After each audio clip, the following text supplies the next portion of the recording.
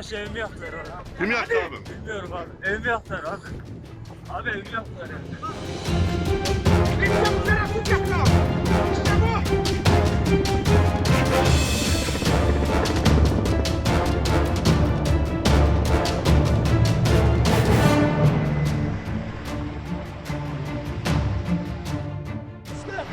Bu işte. Bu. Abi evimi yaktılar. Her şeyimi kaybettim. Hani Size de abi yemin ediyorum. Her şeyimi kaybettim. Baştan aşağı evimi yaktılar.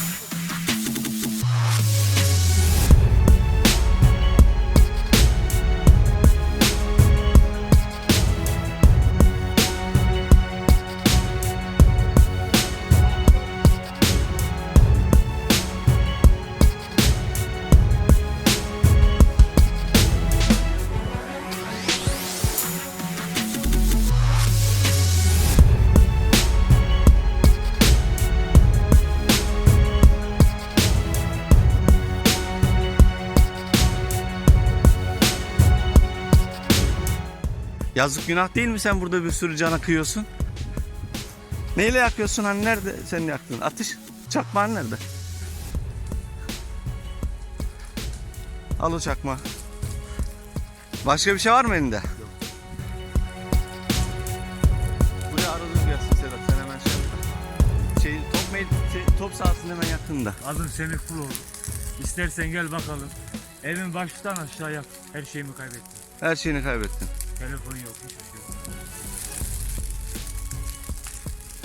Boynum kıldan ince, istersen öldür de. Ya ben ucundan tutuşturup gidiyordum. Tutuşturup gidiyordun ya. Şey yapıyorum, hani yapacak ekmek çıkıyor. Perişanım ya. Ben ne yapayım? Kardeşim böyle. Bak, Çocukların nerede?